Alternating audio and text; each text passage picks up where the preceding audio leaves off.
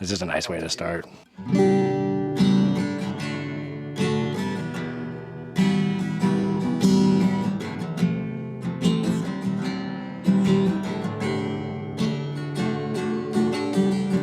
Just doing that thing where like I need to rub it. It feels euphoric. Oh, You're like a dog. It's so weird how good it feels. I feel like that's girl equivalent to like taking out a bun or taking off your bra. Yeah, but why? Why do I feel that? So like sometimes it used to happen in jiu-jitsu where I would like, it would be the beginning of the night and we would start drilling and the person's like moving past your like upper body or ear. And I would like, I'd like rub it against the person as they go. I'm like, oh, yeah. Do you think they noticed? Doubt it. Maybe. Don't think so. They talk about it. Oh, I'm paired with that weird ear guy again. Yeah, the guy who likes it when you touch his ear. So you have a topic? I also thought of a topic. Well, can I tell you what sparked my idea for a topic? Yes. A couple of reasons. So, A, you just blew on... Just get that mic a little closer to you. We're going to work on... Oh, I blew on the SD. Not interrupting me. I know. I thought about it before. I did outside. I was like, must not interrupt. I was so fired up. Okay, how's the mic position before I start my story? I would say like ideally a little bit closer. With these things, I've noticed that the audio is quite quieter. Oh, really? Yeah, because it's like it's denser, so it's hard to get through. So you can kind of be like right on top of it. Yeah, you can mouth it. You can give it fellatio. Fellatio, what a weird word. I know. Okay, so the reason I thought of a topic around stress is because we were struggling with the SD card just a moment ago and you blew on it. And do you recall when you got your first camera and there was like a teeny tiny speck of something and so you blew into it. On the sensor. So you blew into it, which is not good. No. Because of our saliva particles. I think it was the acidity it said in the saliva. And do you remember not sleeping? Do you remember me having to like... Did I not? Yeah. You were like, but what if? Well, it's expensive. It's expensive. It's just funny because sometimes I'm the highly anxious one in this relationship. And then sometimes I'm like, whoa. I think at my peak, I'm probably like more anxious than you. You seem to calm down a little bit easier. I had 32 years to learn how to regulate myself. Yeah. You're like just when I get riled up about something, there's very little someone can do. So you want to do it just about stress? I was also thinking because we tried to record one on stress, but then we realized it wasn't recording. So that was a little unfortunate. Quite. And then also because we've had a little bit of a stressful week. Yes. There was a bat in our house for the second time. There was. Let me tell you what my topic was going to be. The traits of a good therapist. Oh, yeah, boring?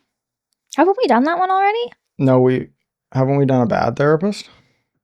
Or have we? I don't think we have. I thought we did that. I would love to do that. So you want yours to be... I thought we could do it on stress and triggers and how they show up in our relationship and how you navigate them in a relationship. Okay. My only hesitation is that we just did that. Didn't we? Done. It didn't record. Oh, yeah, that's true. But I just don't want to be like thinking of my old answers. Well, we can mix it up a little. Like we could talk about insecurities that pop up in relationship and how to navigate them because we were just talking about that the other day. You're not keen. I just don't like doing the same topic again because I feel like I'm going to be it's like impossible for me not to think back to what I said before. Jealousy? Oh, jealousy is a good one. Okay. Let's do jealousy. Let's talk about jealousy. Let's talk about sex. Baby. Let's talk about sex with me. No. Let's talk about sex, baby. Let's talk about you and me. Talk about Bean. Talk about bean. You know what I thought of last night when I was trying to fall asleep? What? That maybe I would just open. Okay, so where we live, there's no coffee shop. Can you? I'm listening. I'm just messing with you. The place down the road just they sell coffee now. Mm-hmm. Just saying. I know. Okay. We got coffee there. Yep. Yeah. It was aight. So my idea before bed was to open a coffee shop when, well, do we say where we live?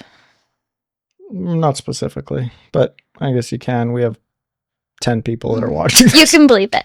So, you know, when you're going to Maple Bay School, where we like took Bailey that one time to go in the field and then we left because they were playing ball. Oh, yeah. Yeah. I thought because they're going to be a new like childcare center and it's the school and everything like that. I was like, that's what they're building? Yeah. I was like, I should open a coffee shop for all of the stressed out parents coming to drop off their kids in the morning. You'd get a lot. And you know what I would call it? Stressed out parents coffee shop? No. Bean. Just After Bean. Bean. After Bean. Our dog's name is Bailey. We call her Bean. You just call it Bean? Yeah, just Bean. With just a picture of Bean with her eyes as coffee beans. Ew, no, that's creepy. I think I would maybe remember the picture of her glaring out the window at the cabin. I'll send it. Oh, yeah. That would be. Yeah, that's a good one.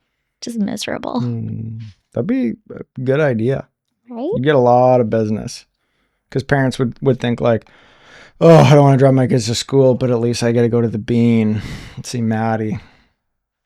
Do they just really want to go back and work at a coffee shop? Yeah. How much happier do you think you'd be? I don't know, probably. Percentage-wise? At least 25% happier. It's a decent amount. Financially, not so much. Because it would be like probably like $12 less than what I'm getting paid. Yeah. And I'd have to work unless you more. charged $20 per coffee. Yeah. Anyways, jealousy. Good one. The brains behind this. Yeah. Mm-hmm. Yeah. Mm-hmm. How has jealousy shown up in your relationship in the past? It's literally what we start with every single one. How has this shown up for you? Well, you think of something different. How has it shown up for me in my all my relationships? Has jealousy ever been an issue?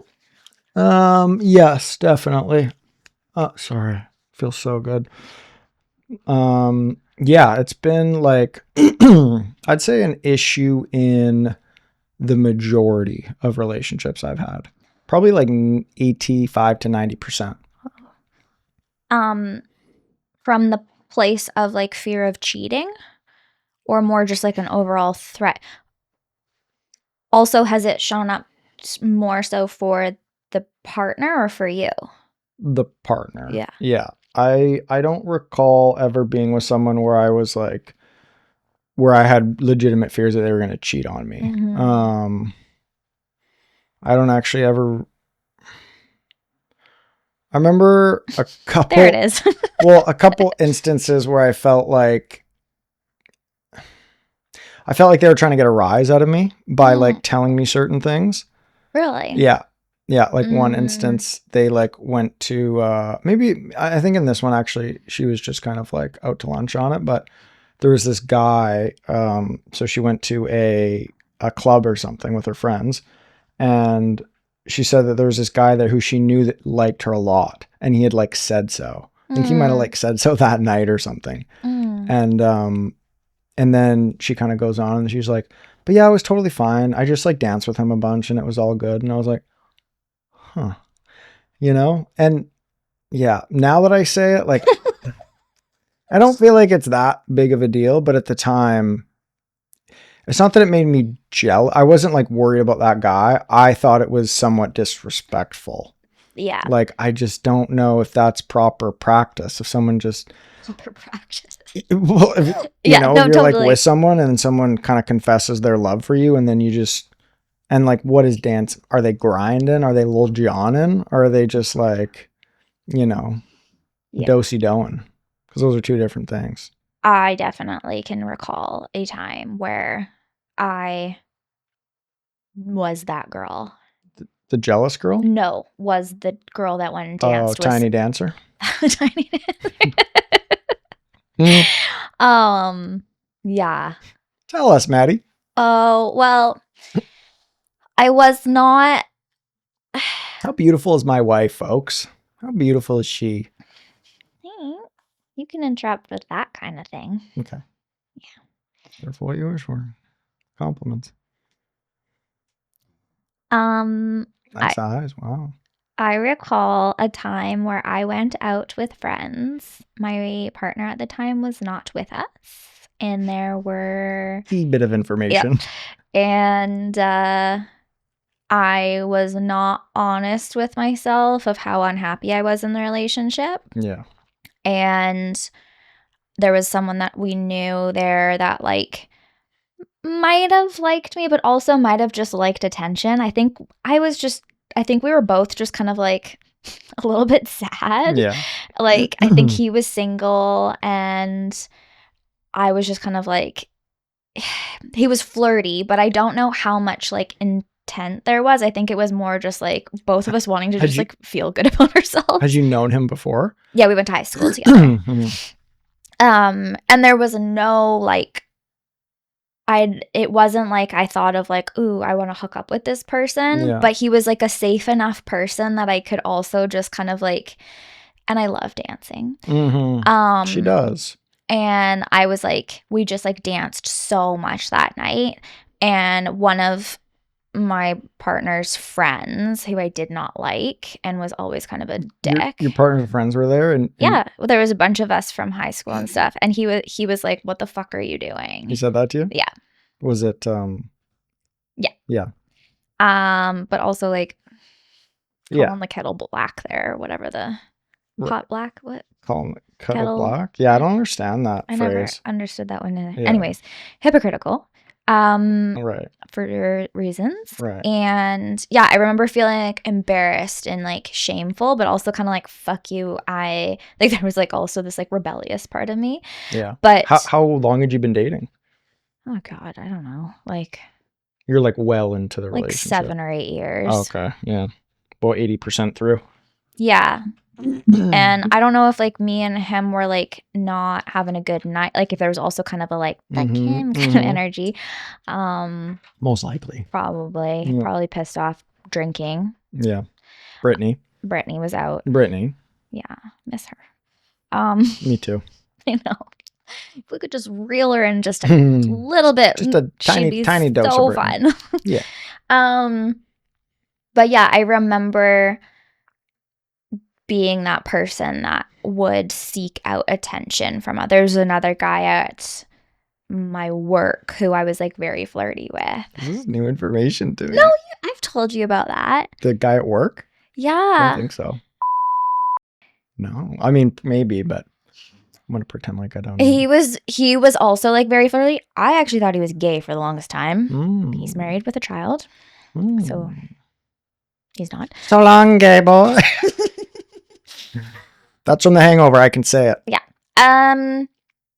Yeah. So I remember being like very flirty with him, and then one of my coworkers was like, "Aren't you engaged?" And I was like, "Yeah." And I was like, "Oh, okay."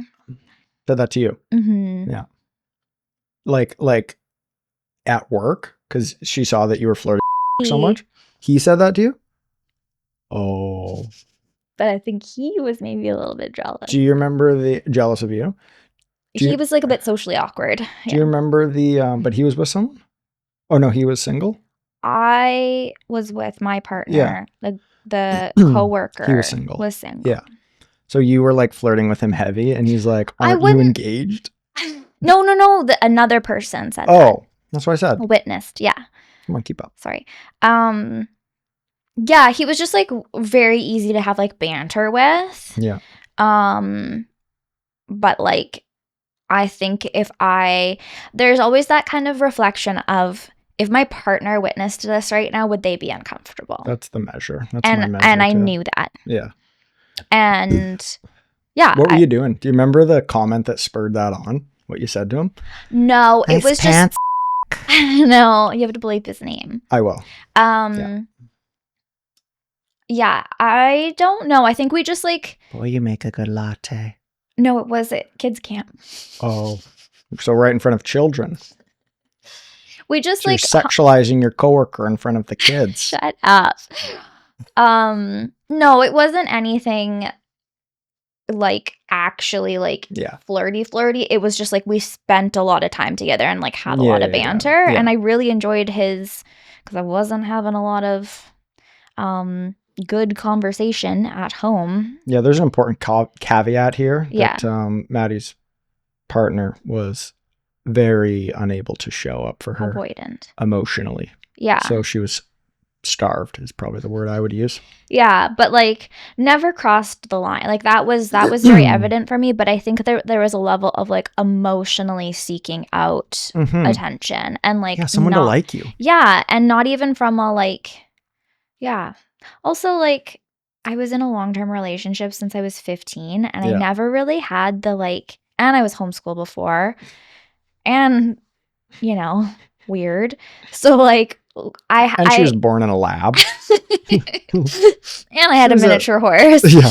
Couple strikes against me. I definitely can own that I have always sought out male attention to make myself feel better. Right. So I think that was at play. Like, oh, I'm not getting it with my partner. So like, totally. So natural though.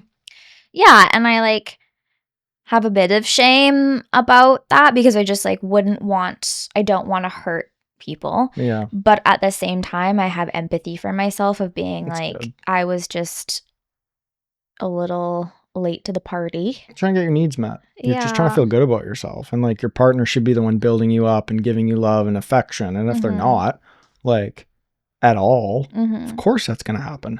And it like translated later into work, like with like female coworkers where it was like flirting with them too. Wow, learning a lot today. No, but I remember being like they would ask how I'm doing and like I burned my hand really bad and he like didn't give a shit. And all my coworkers like were texting me, can we bring you things? Like, are you okay? Like, do you need me to take you to the hospital? And so it was like, it went like all over kind of the place of like male attention from like, do people even like, do guys like me? Like not feeling very like liked to also just like not very like thought of and not having good conversations. And that was a big point of like realizing like, wow, my partner doesn't even ask how I'm doing. Like my coworkers care more about me. Yeah. I'm like, that's not so good. Yeah. So I've been in those situations where I'll be talking to a female and I know they have a partner. And I know that the partner is kind of like that, like doesn't meet their needs emotionally. And you can see like how needed it is. Like you can kind of see their eyes light up in a way. It's like when we all need that. It's just natural to seek that out. Well, because essentially it's like, do you see me? Like I feel so unseen in my relationship. And now this person, friend, coworker, like male or female, doesn't really matter. But someone sees me and someone actually wants to like understand me and sees my value and doesn't like take advantage of that or take it for granted. And I think that was like a big undercurrent. For sure.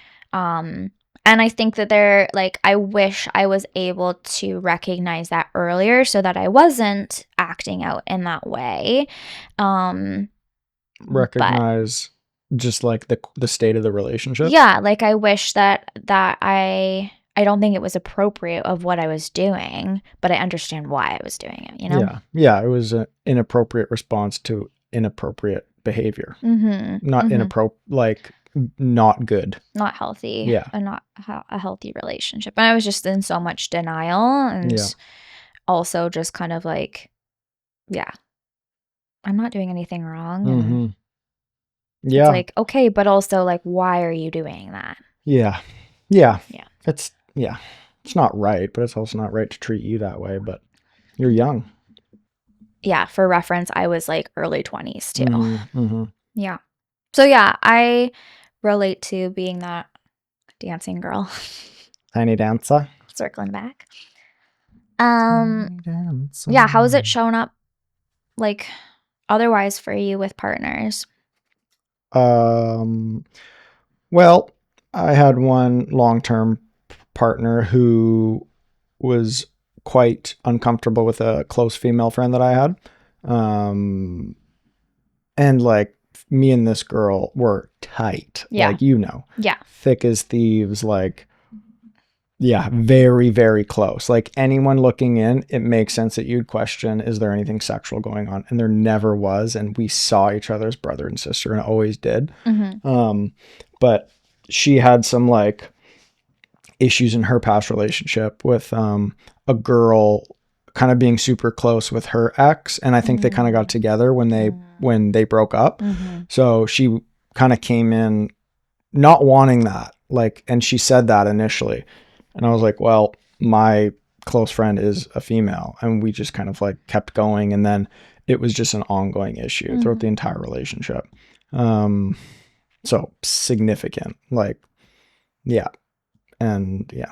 And that's so hard too, like, because I remember you were still friends with that person when we got together. Yeah. And there was like a part of me that's like, don't be stupid. Like, you know, don't be naive to like something could be going on, because you hear these like horror stories of, yeah, like, no, like people of the opposite gender can't be not having some sort of sexual relationship. Which I totally disagree with. I think that's just so silly. Yeah. But so silly. I think it was like I had to kind of, as I was building trust with you, as just I was getting to know you, I watched you guys interact too. You think that was like the key for you? Yeah. Because I was like, oh, this is like the way that you guys interact is like not sexual. No, it never ever was. And just some of the things that you guys struggled with in your friendship, I was like, he wouldn't pursue that like they're not a good match. Yeah. So, but I think like I also haven't been cheated on that I'm aware of. So I didn't carry that baggage. I think it would be very different if I had previously experienced that. I think I would have felt more threatened or Yeah. I wasn't jealous when I was younger until I got cheated on the one time, and I was like, holy shit, like people are capable like of people that? do this. Yeah, I know. Like they kind of like, you've got like an agreement with them. You know, like you hang out, you'd like share things with them, and then they just hook up with another person at a party. And that, like, it didn't fuck me up, so to speak, because we weren't together for very long, and it was like, it just wasn't that big of a deal. But it still shocked my system. Yeah. And makes you realize, like, you never really know. Like, you never truly, truly know. You can't be 100%. I feel 100% with you, but yeah, especially when you're young, I guess. Yeah, I remember hearing lots of stories from people of being like, oh, they hooked up at a party or whatever. And I was just like, what? Why are people doing this? Like, if you don't want to be together, you know, and, you know, maybe I'm being hypocritical because I was like, dancing, being like, you clearly don't want to be with your person. Yeah. But cross into that physical line is a whole different can of worms. Yeah. But it is good to remember, I think, like what you said about if your partner could see what was going on, would they be okay with it? I think that's pretty, and I guess you guys kind of have to be on the same page, because in my other relationships, like, they wouldn't have been okay with it, but we were literally just speaking, like being friends, you know? So I think you got to be pretty honest with yourself of like, what am I trying to get out of this? Am I trying to like, pump my tires? Am I trying to pull for likes? Yeah. Pump my own tires. Yeah. Yeah. Whereas like there's many guys that I'm like, oh, there's never been a thought of that, you know, like my one friend in high school, we were so close, and it was like a brother. There was never any kind of like, could we like feeling, you know, but you know that, but your partner doesn't know that no, you kind of just have to go off that person's word and trust. And if that's been broken in that relationship or another one, that's really hard to rebuild. Where do you think jealousy comes from? Insecurities and past hurt. Yeah. What do you think? Well, yeah, I think it starts super young, generally speaking. Like, I think you can probably trace jealousy back to attachment wounds. Like, those people, and this could be things that you don't even remember, like people who were not cared for as attentively by their caregiver. Mm-hmm. So when their person leaves, they become like, they'll call it an anxious attachment. Mm-hmm. When your caregiver and then later in life your partner separates from you, or when they talk to someone else, there's a possibility of them not coming back or finding someone else. So if you have early wounds or like early attachment wounds, then jealousy is just going to be more stronger in you. Mm-hmm. And I think it's so hard to like correct and heal and go into, but that's something that jealous people don't get a lot of credit for. Is there's not a lot they can do necessarily, because it was just there so long before that. And people often talk about like their first relationship is the thing that did it or whatnot. And I'm sure it contributes, but I think oftentimes when it's really, really deep and really, really strong, it happened early. Interesting. Yeah. That makes sense too. And I think of some people that like, we have friends that like are so turned off of like getting married or like certain commitments in relationships because of how they witnessed their parents struggle with it. And I bet that there's elements that jealousy could come up from like witnessing the adult relationships in your formative years. Like if your parents experienced an affair or something like that, like that is shaping your knowledge of the world of like people aren't to be trusted or you know, and it's not something that's directly happened to you, but something's you've witnessed it in a traumatic way. So yeah, that's a good point. I think also when I think of I was just going to say, like, even younger than that, even younger than from when you can remember, like what it is, I think fundamentally jealousy is like, is insecurity, is a feeling of my person that I need will not come back if X happens, Y happens. So if you do have that early wound and your partner goes and talks to someone else, or they just leave the house, like I know people who have had serious trauma, and it was to the point where they always had to spend time around their partner. Like there was no separation. And that's often a sign of like some early wounding. Because it's a subconscious place that it goes to. Like when, if you're that person who's been hurt really young, your caregiver was just unresponsive, or they left you for a significant period of time, or it was inconsistent in how they would show up for you. So if that happens, you're always going to want them there. So, like you're with me. Because when you're young, that's life or death. Like you need your caregiver. It's literally life or death. And so, I think that, it's so hard because like, you just don't even know. You don't even necessarily know like why you feel that strongly, but it's such an intense feeling for some people. And it goes to this like subconscious place and you just want to avoid that feeling at all costs. So it's like, no, I'm going to control them. No, you can't do that. Are you kidding? And then your logical brain will start making things up like, but you females and males can't be friends. Like there's always sexual tension. Or always. if you really loved me, like partners are supposed, you should be with me all the time. Like this makes me insecure, makes me uncomfortable. And like, those are valid, but there's other stuff there that maybe that person doesn't even know is there. Yeah. And if it's something that you maybe were not even in like if you were like 3 years or younger, like you might not even have like the conscious memory of that, but your body does. It'll just be the feeling. It'll be that super anxious stomach or chest or whatever feeling of like sinking and death. It'll feel like death and you'll want it to just not happen. And that's protective. Like that's what your body's inclined to do, is stop yourself from feeling that intense, scary thing.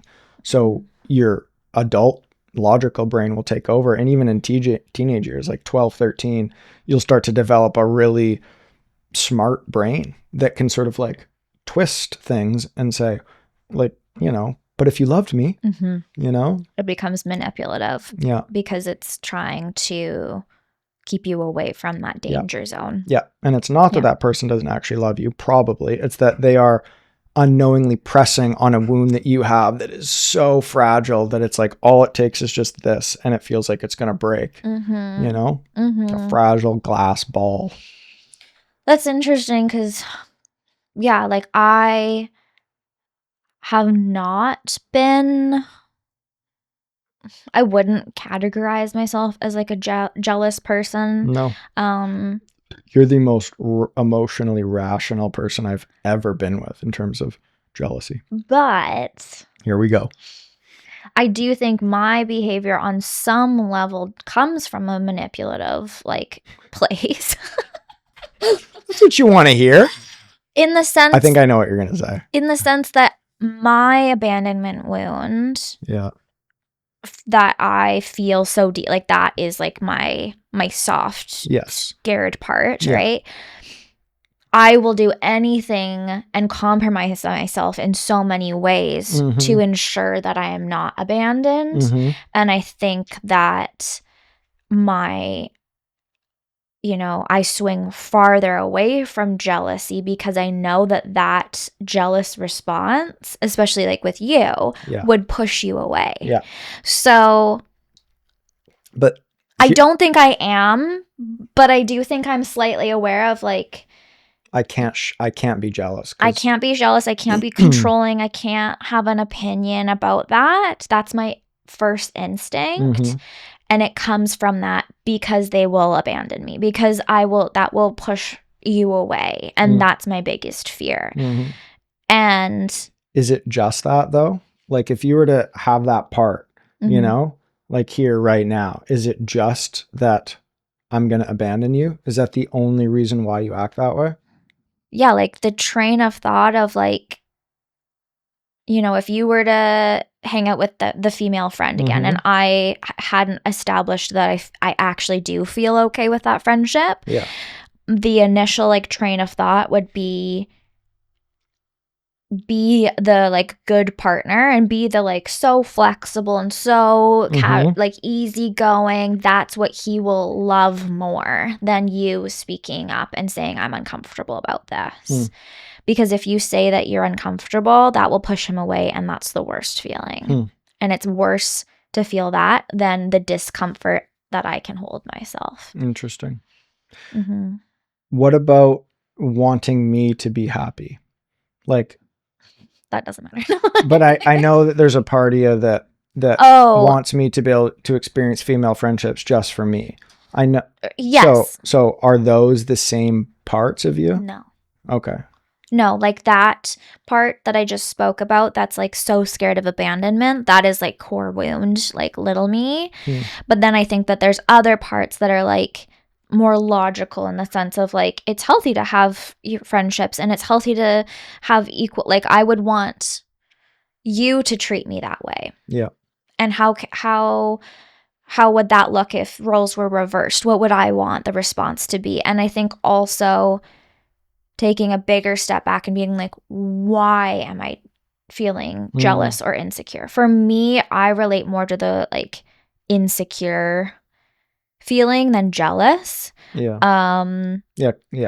Term. Yeah. And we spoke about this recently. Like when I do feel jealous, it's often insecure parts of myself. Like, that's always what it is. Yeah, like is she better than me? Does he like is she more attractive? Is her body better than me? Like all of those things that like I'm so self-conscious of my body. So like could she have that part that I don't have? Or I've like said this about like jujitsu. Like there's women there and then you roll with them, and I've noticed that it's more of like, like he loves that so much. He loves jujitsu and I can't do that with him. Yeah. So like I'm not fun or I'm not good enough, or like will he go seek that because I can't do that? Like you feel like you have to meet all my needs in a sense. Yeah. Yeah. The reason why I asked in that way was because I'm just like relating this to part stuff, which we haven't talked about on here really, but I'm sure it will come to light. So when you say like, that you have to not express that jealousy because it will put me off and that will actually like do the thing that you're ultimately afraid of. Like that is very logical. And that's like, I don't know if that's like child. I think the feelings of insecurity are child, but there's like an older, more logical, even like teenage part of you that is like, but this is how we take care of it.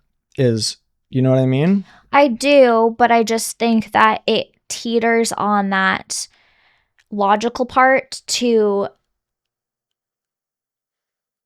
ignoring my own needs. Yeah. Like a more logical, well-worked part would be like, I'm insecure and this, and tell you that. Yeah. And be like, I can manage it, but I'm just letting you know that I feel a little like about it, right? That would be that. Yeah. But sometimes I can sense that it is, don't tell him, just zip it. So how old would you say that part of you is? Like 14. Yeah, that's what I was kind of gonna guess. It sounds like teenager. Yeah. Yeah. Like, you know enough of what to do and it's smart and it's there, but you're not fully recognizing like yourself in it. Like that this is legitimately hard and that's okay. Or just like expressing to me, hey, I feel jealous about this, or I felt insecure about this. And I learned that pretty young. Like that, I kind of think of it like I learned how to play the game pretty young. Yeah. Because... Well, you know how to make people happy. Yeah. And I learned that people are really uncomfortable with feelings and people are really uncomfortable with boundaries. And so it's so much, and I'm uncomfortable with the response that people have with that, like pushback, and I've had my boundaries crossed. Yeah. So I learned pretty young, I would say like between like 9 and 14, like, oh, it's easier if you just, you know, it's easier to manage your own discomfort than to witness discomfort in someone else and have to like hold your own, or maybe have them distance themselves from you, or So if you felt like, just thinking about it, you now, if you felt jealousy now, how would you like to be with that? I think,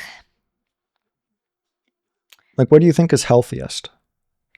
I think sitting with it for a moment and being able to trace like, what is it? Right. Like, for some reason, I can't think of what the instance was, but I remember maybe the last time it was related to body was something occurred that made me feel insecure or jealous. Can't remember what it was. Sat with myself for a little bit of being like, whoa, noticing that feeling. Why? Like, he hasn't done it. There's nothing that's pointing me to feel like, oh yeah, that's like inappropriate or something, right? Yeah. Which shows me that like it's me. Yeah. And then when I sat with myself to be like, what is going on? The insecure place that it was coming to was like, I'm feeling insecure about my body. And somehow I'm worried that this other person has a better body than me. Yeah. Yeah. And then I think the next step would be like, if it's lingering, to tell your partner. If you can't calm that. Yeah. Yeah. I think there's been times where I'm like, oh, it popped up, but like it's not, and then it's gone. You know? Yeah. Because it doesn't feel necessary for me to share. It feels like mine to just be like, okay, feeling insecure. What else is new? Right. But I think if it lingers, bring it up with your partner, because it's a good way to look at it. Yeah, but I think it's good to have that moment of self-reflection of like, if you can, sometimes you don't know. And then it's a point of bringing up with your partner, like, I'm feeling insecure about this and I don't really know why, but like, I want you to know that it's left me feeling a bit weird, and have a chance, and not in the sense of like, you're making me feel uncomfortable, but just naming I experienced this. Something about what you shared or what you did made me feel a certain way. Super high level. It is. Yeah. Like the ability to do that. And it's not an easy thing, because you experience a really hurt emotion, like younger part, and you're like, you have the wherewithal and the awareness to not necessarily bring it up in the moment, to check in with yourself, to see if you can calm it down, to sort of like stick around with it. And you're very much just with it, which I don't think is the norm. I think that is a reflection of how much work you've done, and you and yourself as a counselor, and just like you're an emotional Ferrari, you know? Thanks. And so it's not that easy just for like the general population, but it's a really good framework to like think of it like this. Yeah, and I think it's the reason that I'm like, this is not something I have naturally been practicing for even like more than a year. Yeah. I think it's coming from how we're doing. I've had that corrective experience of like, oh, when I'm honest with you about anything, that brings us closer together. And that's not always been the response that I've gotten from people in my life. So that's been a lot of relearning and kind of like laying new foundation for like my nervous system to respond. But I think in therapy right now, I'm looking at a lot of different parts of my life, like friendships, myself and my relationship with myself, with you, of like, when am I the problem? Like, when is it me stuff? And when am I acting upon that, or acting out of that place of hurt or insecurity, and trying not to push that away so much, which isn't always fun to sit with, but it's a lot nicer to have someone be able to be like, yeah, that makes sense. Whether I'm telling a friend like, oh, I'm feeling so insecure about this, or with you. And like the other night when we were talking in the kitchen and I was like really struggling with food, and you were just like very comforting, and it allowed me to go deeper into my own feelings because I had the support it wasn't just me on my own having to like go and find them. Yeah. Well, it's everything to be able to say it to your partner and just have them receive you.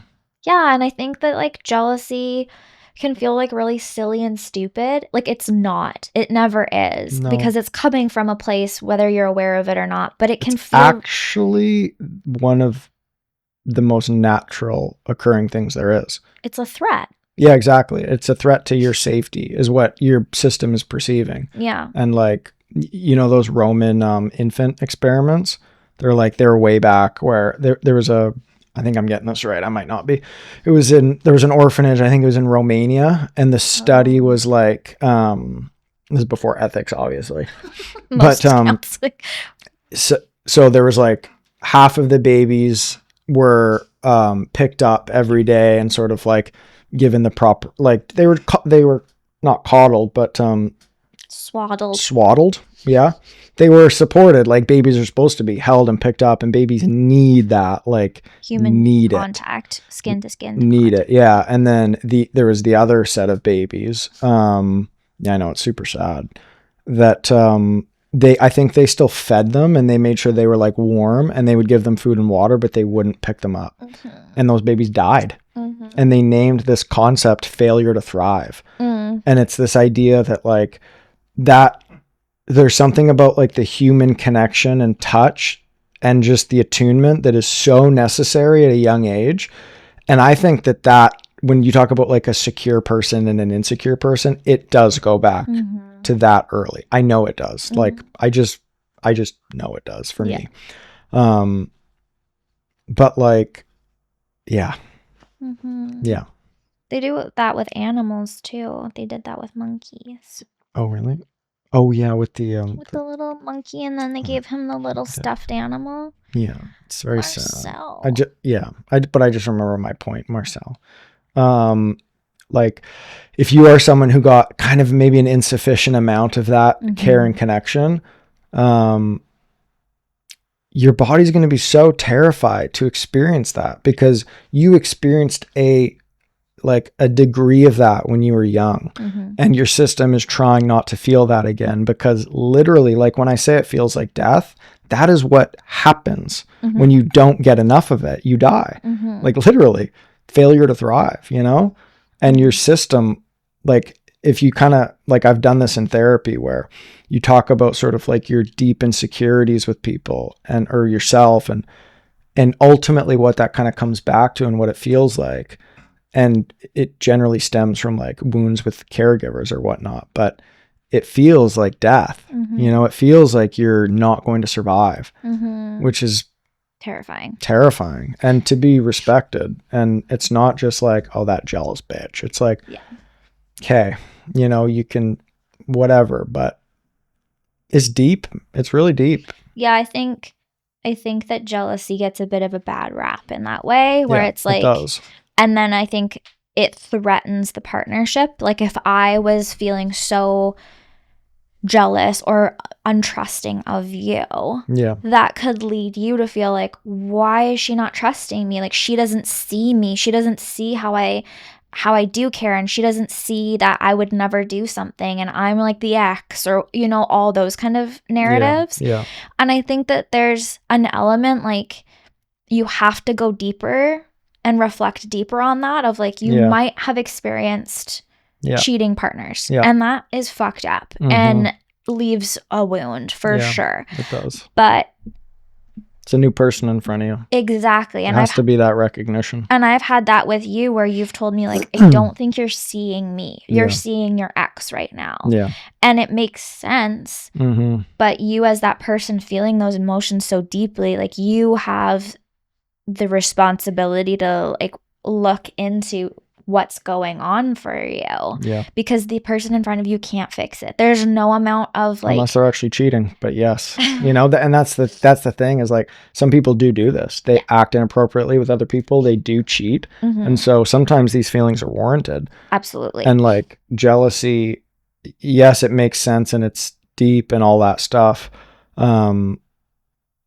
But like, if it does like if you were that way, if you did always, like at the mention of a female friend or coworker or whatever, if it always went to a place of jealousy that shut down my ability to actually talk about what I needed to talk about, like this nice interaction or my day or whatever, that would get exhausting. Yeah, it breaks that connection. It does. And you feel like you have to hide a part of your life. Yeah.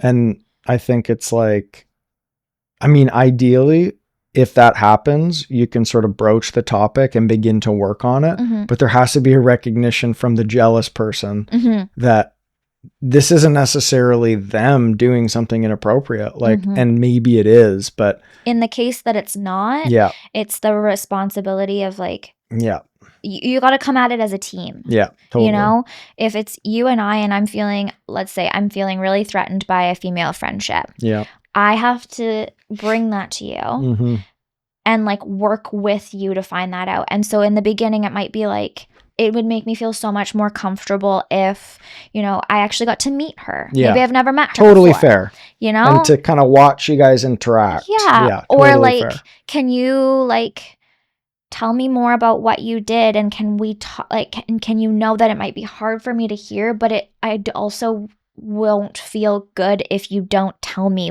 what's going on, because then my mind will just race, right? I dated this one girl very briefly, but she was talking about like her friends, and she had a really close male friend, and I was like, oh, interesting, you guys ever date? And she goes, no, but we like hooked up a few times. And I'm like, oh, okay. And I'm like, what's your relationship like now? And she goes, well, we're like buds, like he comes over and we cuddle and this and that. And I was like, you cuddle? I'm like, what do you mean cuddle? And she goes, well, we'll just like sit on the couch, watch a movie, and his arms are around me and we're just kind of snuggling. I'm like, okay. Like that for me is, I think there's like pain there and hurt there. And that would be weird for me to sort of be with. And even though I knew she wasn't cheating, it kind of reflects like a deeper thing, you know? Yeah. And I think it goes back to what we talked about in the beginning of like, if your partner's watching that, do you feel weird about it? Like, isn't it kind of weird? And like, maybe you guys did that, but like now you have a partner. Yeah. You can't really like have your cake and eat it too. Yeah. You can't just like always get cuddles. And the thing is like, she might have thought like, well, I don't have any feelings towards him. Yeah. But you don't always know what the other person feels. And so it could be kind of like misinterpreting some stuff. Yeah. I was going to say something about, It's a really, oh, I remember. oh, Madison. Your hand is up, sweetheart? Can you tell that I was that student? Yeah, the type A sit in front of the class student. Can you tell that I wasn't? I had one prof who was such an asshole. Because No, he was such a dick. Yeah. Was this the guy that your dad went and No. gave shit to? No. I had a lot of shitty teachers. No, this was in university. And he was like, does anyone other than Maddie have something to say? And I just remember being like, that's just like, good job, counselor Jeffrey. Yeah, why shit on you? Because Shame me. Yeah, because you're the one engaging. Also, no one else is saying anything. Yeah, he should say like, Maddie, I appreciate your, like, anyone else. And then I saw him years later and he was like, oh yeah, I remember you. You used to always have something to say. And I was like, fuck you, it's a class. Sorry, I participated in your stupid Theory 101 class that no one liked. What was the class? Theory of what? It was cross-cultural therapy or something like that. Cross-cultural therapy. He also did the therapy circle with us, and it was so bad. What's that mean? We showed up one time, no notice. All the chairs are aligned. There's probably like 40 of us in the class. We show up, there's this circle, and there's this elder who, like, I also don't think really knew what was going on. And basically, it started to be this, like, sharing circle. Right. With no containment and no kind of, like, description of what we're doing. And somehow it just kept creating this escalation of, like, you share some really horrible trauma and then my turn is next and I feel shitty if I don't say something that's weird. Like also traumatic. So it was basically just like a trauma disclosure circle.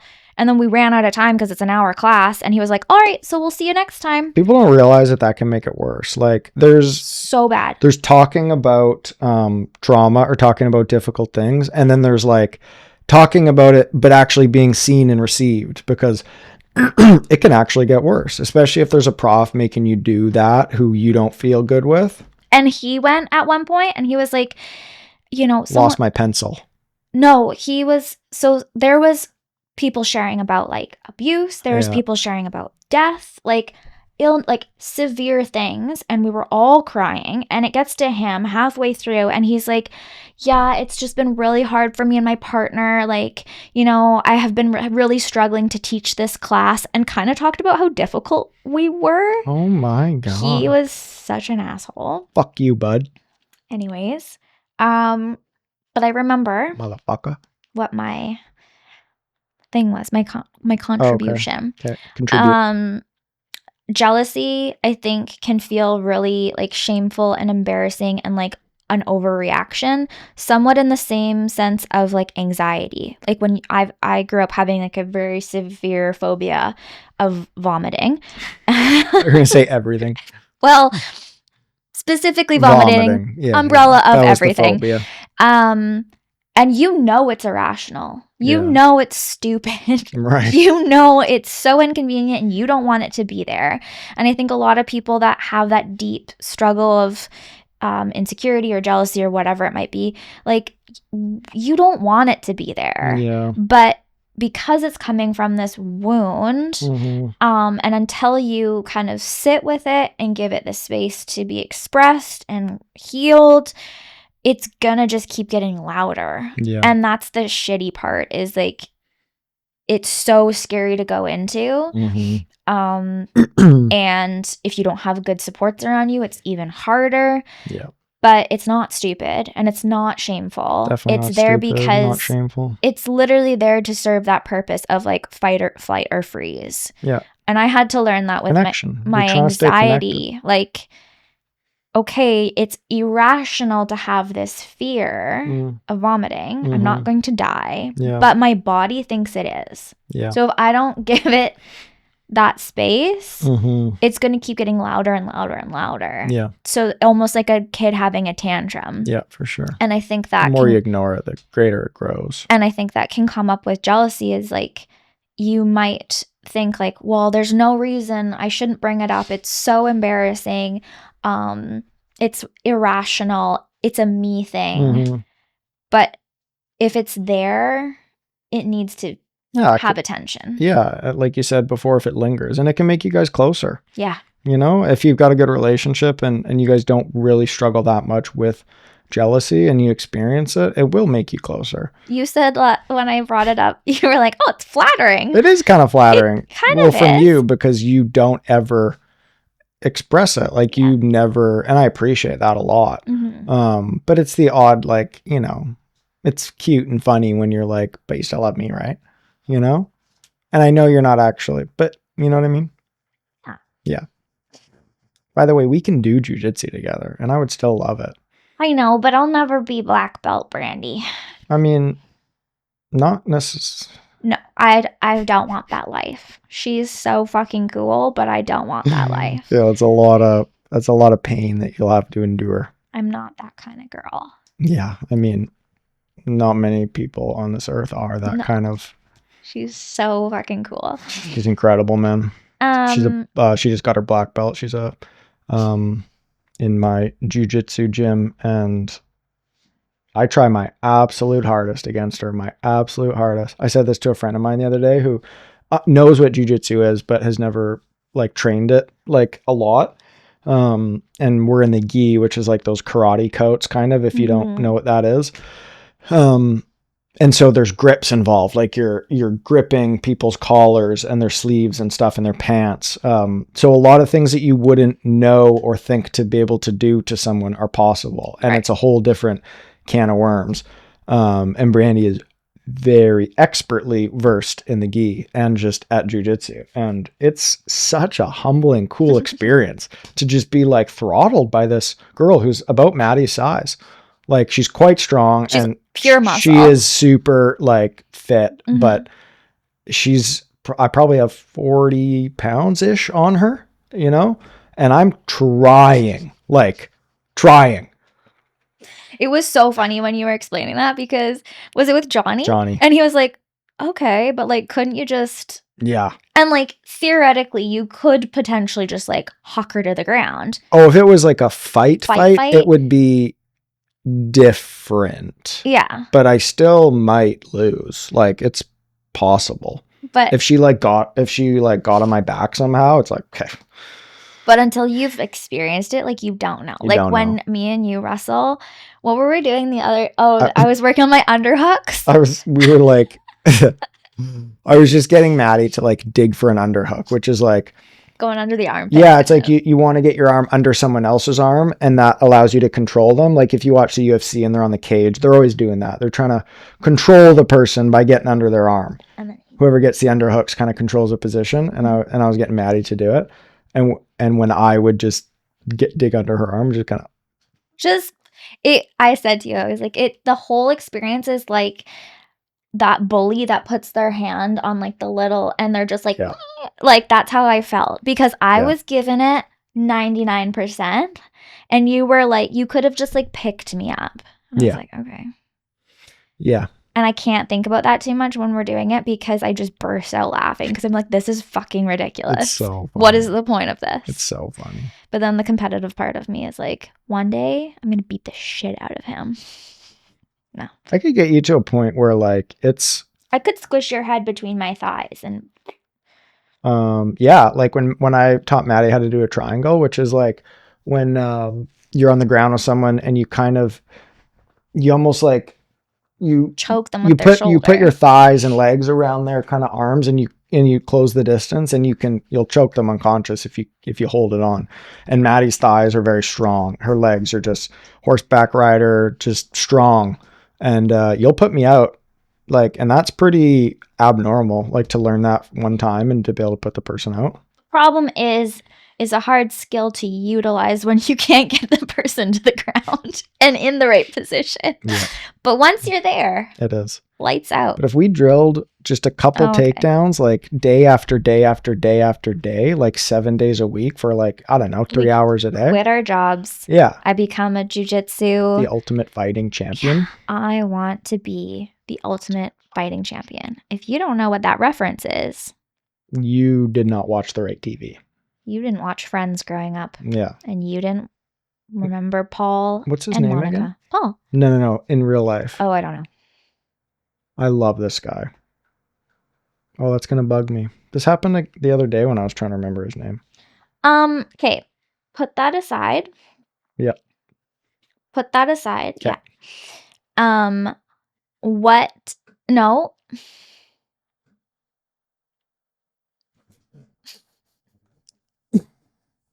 What is your advice to someone that is struggling with jealousy from a male perspective? Is it a male, female, any specific?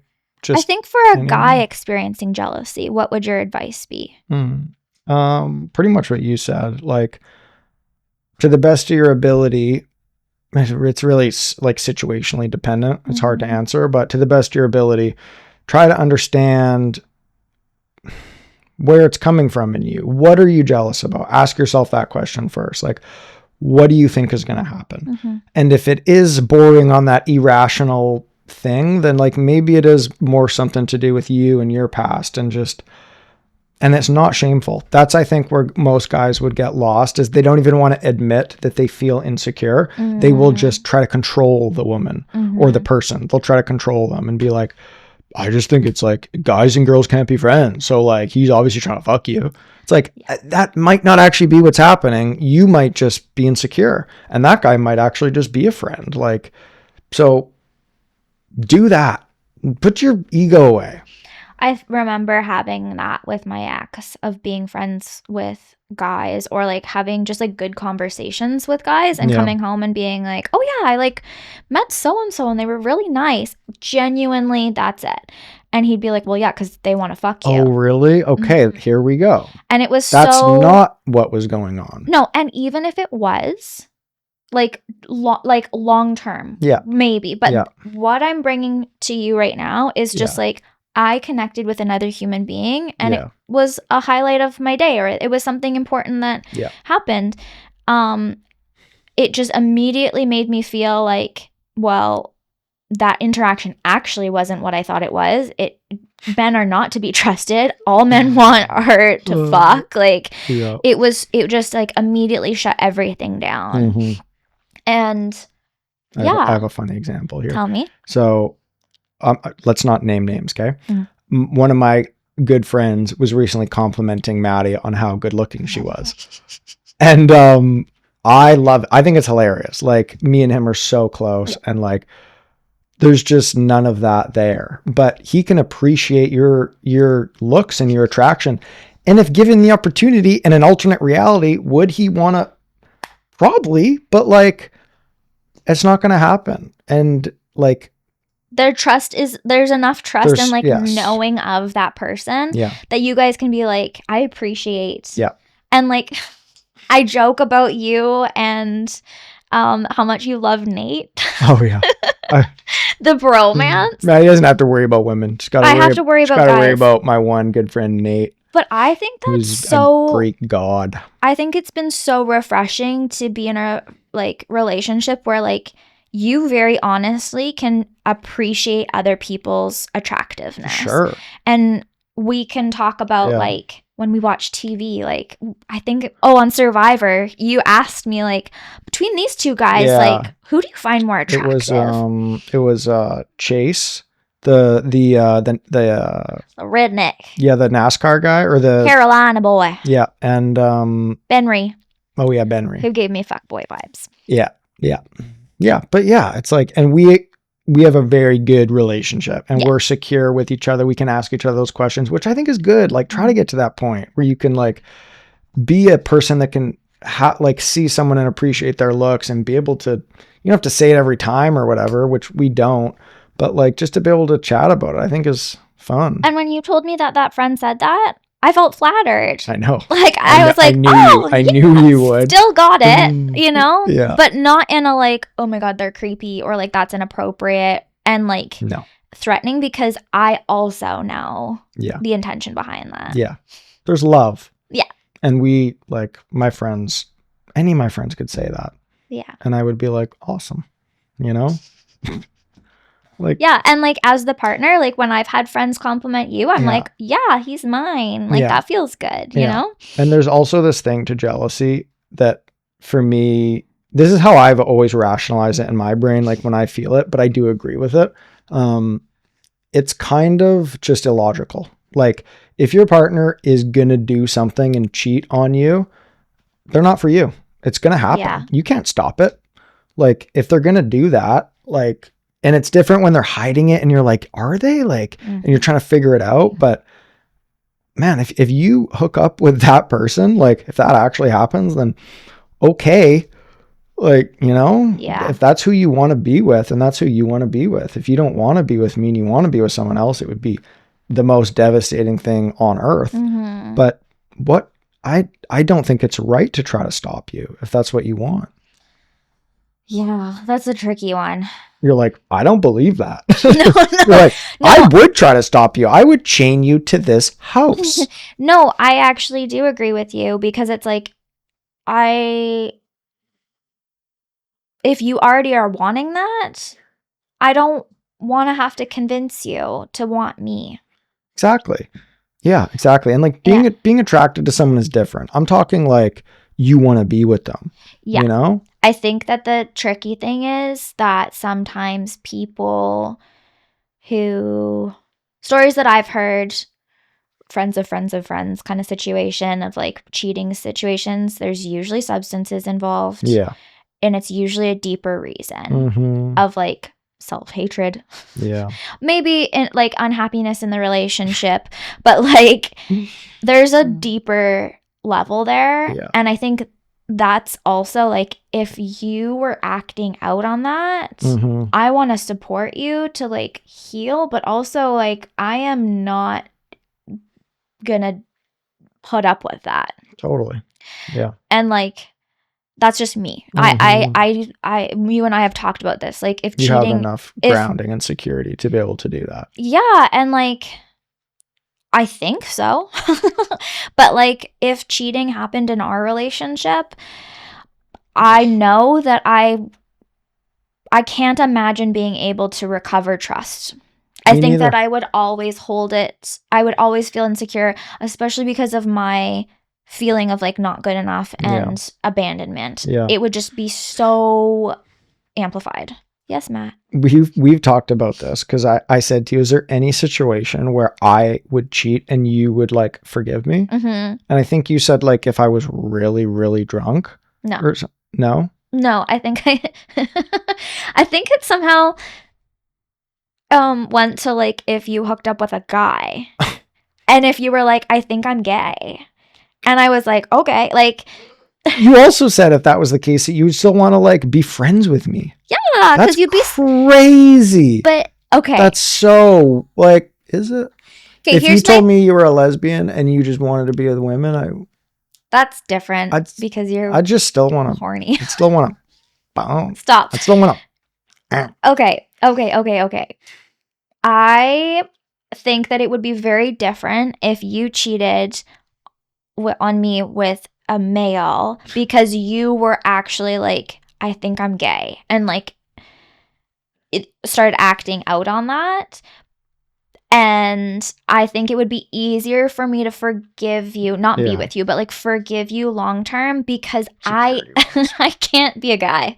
Yeah. You know, like it's that vibe. I do. It's the comparison thing. It's fully a comparison. Yeah. But no situation like. No, you're not allowed to cheat on me. I'm not. But you know what I mean. No. Like, and I don't drink, so this is like implausible. But the substance thing is a really tricky one because I have had firsthand experience of doing things that I don't remember doing. Yeah. And like being blackout. Yeah. And so like I know it happens. Yeah. But also I think that things lead up to that unless it's unconsensual. So you kind of know it's coming. It would have to be the most extreme.